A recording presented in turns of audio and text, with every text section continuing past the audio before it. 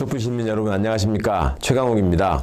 제가 어쩌다 보니 또 다시 당사자가 돼서 등장하게 됐는데요. 이 윤석열 게이트에 대해서 한 말씀 드리고 싶어서 이 자리에 섰습니다. 고발 사건과 관련해서 등장하고 있는 고발장이 무려 4개입니다. 2020년 4월 총선을 앞두고 제가 3월 초순에 청와대를 나오게 되고, 또 3월 말에는 채널A 검언 유착 사건이 MBC의 단독 보도로 세상에 알려지게 됩니다. 이 이후에 이 사람들은 손준성, 한동훈, 그 다음에 대변인이었던 권순정 셋이서 수십 차례 카톡을 매일매일 주고받으면서 법무부 장관의 조치와 MBC의 보도와 또 그것을 통해서 드러나고 있는 검언 유착의 실체와 검찰의 정치 공작에 대해서 어떻게 해야 할 것인지 수기한 흔적들이 지금 포착되고, 또 이것들이 지향하는 바가 무엇이었는지가 곧 드러날 거라고 생각됩니다. 그런 과정에서 4월 3일 이 사람들은 저에 대한 고발장을 작성하고, 그 고발장을 대검에서 작성한 것으로 지금 강력하게 추정되고 있는 것이고, 또 그 고발장을 작성한 흔적이 대검 내부망을 통해서 어느 정도 확보된 것으로 박범계 장관이 언급을 하고 있는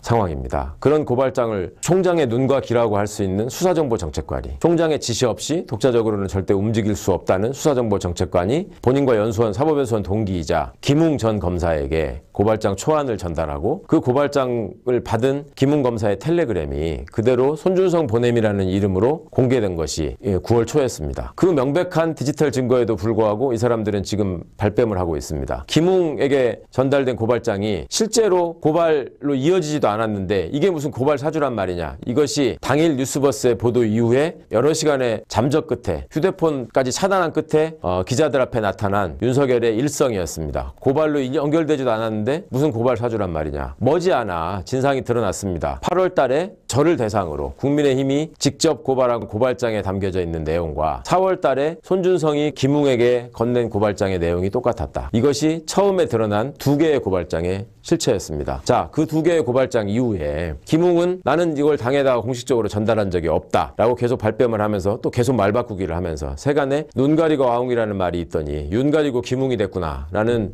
조소를 자아내는 일까지 벌어지는, 말도 안 되는 기자회견을 통해서 국민과 언론의 화만 돋구는 이런 일들을 계속 반복하고 있었는데, 그 와중에 마각의 일단이 또다시 드러난 것이 법률지원단에 있었다는 조모 변호사가 받았다는 고발장 초안이었습니다. 이 고발장이 언론을 통해서 드러난 3번째 고발장입니다. 이 3번째 고발장은 누구를 통해서 전달되었는가에 대해서 계속 발뺌하다가 결국은 정점식 당시 법률지원단장을 통해서 당에 공식적으로 전달되었다라는 사실이 확인이 되었고, 또 이 조 변호사가 자신이 작성한 초안을 나중에 공개하게 되는데, 이 초안이 지금 언론을 통해 드러난 4번째 고발장이 되겠습니다. 이 고발장들의 내용은 100% 가깝게 똑같습니다. 이 4가지 고발장 모두 다 제 주민등록번호 앞자리를 틀리게 기재한 고발장이고, 이 4개의 고발장 모두 다 4월 달에 매불쇼 유튜브 조회수를 그대로 베껴쓰기를 한 고발장입니다. 어떻게 윤석열 씨가 본인은 관련이 없다고 빠져나갈 수 있다는 것인지 저는 도무지 납득할 수 없고 이해할 수 없습니다. 그러더니 남는 얘기는 이제 전부 거짓말입니다. 처음에 고발로 이어지지도 않았다라고 했던 것 거짓말. 손준성을 추미애 라인이라고 하다가 최강욱이 반부패 비서관을 통해서 자신의 측근으로 심은 사람이다 라는 말을 뒤에 숨고 캠프 사람의 입을 통해서 익명으로 흘립니다. 윤석열 후보의 최측근이자 캠프의 핵심이라고 하고 있는 그 훌륭한 아드님을 둔 우리 장제원 의원은 또 뭐라고 했습니까? 늘 목청을 높여가면서 부마항쟁과 이한열 열사를 연결하는 것도 모자라서 고발장은 전달했으려면 가장 핵심적인 역할을 하고 가까운 사이인 정점식 의원한테 연락을 했어야지 왜 당에 들어온 지도 얼마 되지도 않은 김웅 의원한테 전달을 했겠냐고 목청을 높인 적이 있었습니다. 바로 그 말 있고 얼마 있지 않아서 정점식 의원에게 그대로 전달되고, 또 당의 명의로 당의 직인이 지켜서, 그럼에도 불구하고 이 사람들은 계속 물타기에 여념이 없습니다. 정치 공작이라고 합니다. 박주원 국정원장이 과거부터 친분이 있었던 공익제보자를 롯데호텔 일식당에서 만난 것을 예로 들어서 마치 드러나면 안 되는 흑막이 있는 것처럼 흘려가면서 정치 공작이었다고 합니다. 이 사람들이 말하는 정치 공작이 무엇입니까 도대체? 무엇을 공작했다는 것입니까? 팩트에 자신이 없으니 메신저를 계속 공격합니다. 실체에 대해서 자신이 없으니 본인들의 거짓말이 계속 꼬리가 밟히니 이제는 억지를 쓰기 시작하는 겁니다. 차떼기 사건이나 총풍 사건처럼 30년 전에 있었던 초원복집 사건의 프레임으로 이 사건을 전환시켜보고자 하는 발버둥으로 이 사건을 이상하게 왜곡시키고 변질시키려고 시도했던 것입니다. 이렇게 손바닥으로 할인을 가리려던 이 시도를 너무나 뻔뻔하게 국민들 앞에 삿대질을 해가면서 도리도리질을 해가면서 목소리를 높여가면서 그토록 협박하고 외칠 일입니까? 증거가 있으면 내놔보라고 얘기했습니다. 증거가 속속 드러나고 있지 않습니까? 이런 상황에서 더 이상 할 말이 없으니 이제는 나는 손준성을 잘 몰랐다. 손준성은 내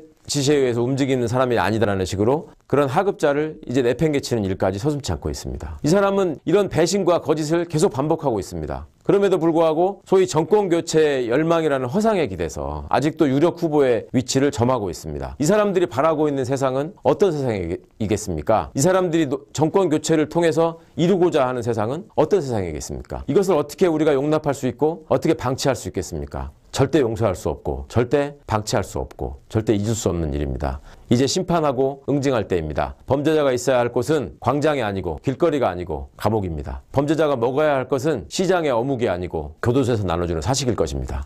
이 사람은 그걸 기다려야 되는 사람입니다. 어디서 감히 국민들 앞에 나서서 국민들에게 지지를 호소하고 정권을 교체하겠다고 심지어 대권을 맡겠다고 운운하는 것입니까?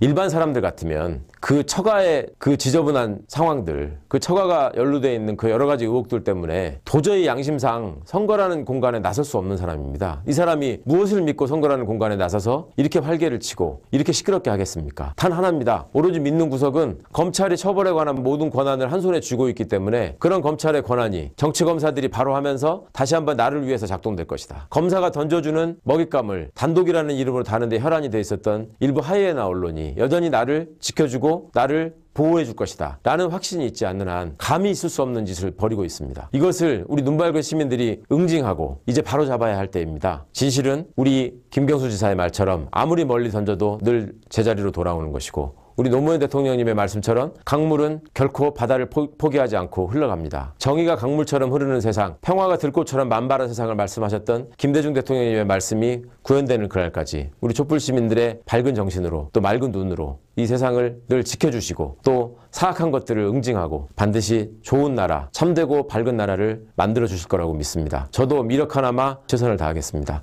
앞으로 우리한테 좋은 미래가 있다는 확신을 가지고 조금 더 열심히 달렸으면 좋겠습니다. 감사합니다.